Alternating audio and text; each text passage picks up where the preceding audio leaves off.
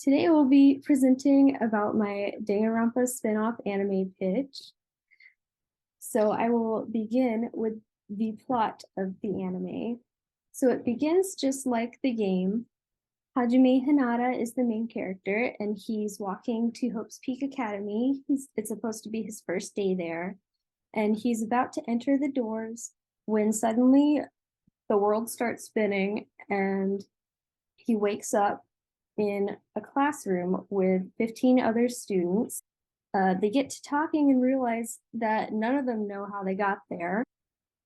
And suddenly the walls drop around them, and they discover that they are in a tropical island. They are suddenly greeted by this weird little rabbit creature that calls herself Usami, and she explains to them that they are to be on this island for an indefinite amount of time, and that they will be able to leave once they collect something called hope fragments. Once they collect enough, they can go home. And basically, they just have to interact with each other, create good memories, and this will produce hope fragments, which look kind of like this. At first, there were protests, but they eventually started to accept their situation and talk to each other and get to know each other. And they all decided that they want to go and enjoy the beach that they are on. And that is the beginning of the Danganronpa 2 game. And in the real game, it splits off, and Monokuma shows up. He's evil, and he makes everyone kill each other in a murder game. But in my version of this anime, this doesn't happen. Everything goes as planned. Usami is the one in charge, and Monokuma never shows up. This is Danganronpa 2, Happy Hope Hunters. I spent a very long time on this cover card, so appreciate it in all its glory. I want it to be about recovering, actually getting the hope fragments, and it's going to be a more chill, low stakes time. But there is still a twist. They later on find out that they are actually in a virtual world hooked up to a machine that lets them experience the virtual world as if it were a real world. But in fact, they are sleeping in pods just like this.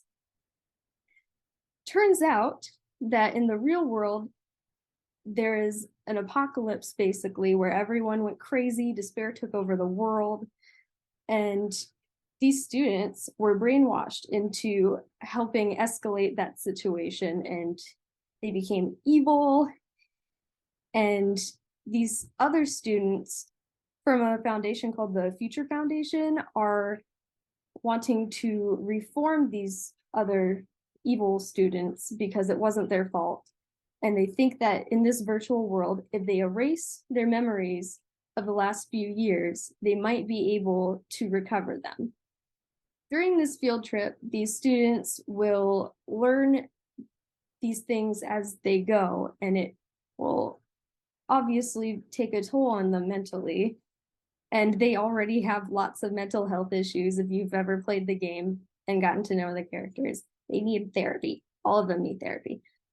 This will be a game about connecting with the characters. It'll be very interaction based. It'll be about having a good time, but also exploring these new twists, coping with them, learning healthy ways to cope with mental health issues, and overall finding out whether or not they reform at the end. So I think that this anime should end with the students from the Future Foundation coming into the virtual world and deciding to take the students out of the virtual world to find out if they have reformed and if the program worked. Since the original game did leave the ending ambiguous, I might give them an answer, which I think the answer would be yes, because this is a happy anime, unlike the actual game. So now I want to discuss the cultural aspects that I will be using in this hypothetical anime.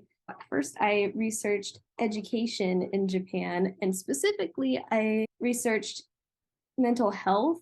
In Japan, students have a lot of pressures in their life, from school and from expectations of society. And mental health should go hand in hand with this, because students who have this pressure on them are more likely to deal with mental health issues. And it's incredibly important to know how to cope with these issues, or else it could end in tragedy. And the students of Hope's Peak Academy also deal with high stress and high expectations, as they are literally called the ultimates of society. That's a lot of pressure to be put on such a young student. I would like to make mental health the main focus of my anime. Future was one of the aspects that I chose, because in Danganronpa, there are a lot of technological advancements that just haven't happened yet in our world. I think it's maybe based a little more in the future. So I did some research on what kind of technological advances Japan is coming out with right now, just to kind of see where we might be headed. I did not find anything super similar to Danganronpa, because in Danganronpa there's memory erasing technology, virtual worlds where you can use all five senses, and AIs that are really, really advanced. As for my last cultural aspect, I chose video games, because Danganronpa is originally a video game. There was a lot to dig into, but I wanted to focus on something that irks me, which is the female character designs in Danganronpa. Kazutaka Kadaka is the creator of Danganronpa, and a lot of his female character designs, almost all of them, are wearing skirts and are school uniforms, which is just impractical for a lot of the female students, especially the athletic students like Akane here. She's the ultimate athleticist, which means she's like kicking and punching and running and all kinds of stuff. And this outfit that she normally wears on the left is super restrictive and revealing and very fan servicey. And I feel like she would be a lot more comfortable in an outfit like on the right, where she can move more freely and overall just more comfort level. I feel like that would be important for a character like her. This is not my art. I didn't have time to design my own, but this is basically exactly what I was thinking for her. But I credited the artist down below. Yeah, I think that if I were to create this anime, I would definitely do some redesigns for especially the more athletic characters. Some of the female designs make sense, but not this one. As for my analysis of the US market and why I think this anime would be profitable and needed in the US, is because, well, not just in the US, but in all of the world, ever since COVID, there has been a mental health crisis. And although everyone has been hit hard, I think there is a gap in the market where there are like no cartoons for adults, at least not made in America, especially that focus on mental health, not that I know of. I mostly know about Family Guy and The Simpsons. While those might help your mental health a little bit by giving yourself enjoyment, I don't think there's anything that is helpful in the more educational and self-help area. I think there are a lot more of those for children, although I don't think there's a lot of those at all. But like Steven Universe covers a lot of mental health themes in its show, and I think that's wonderful that children get to learn about these things as they grow up.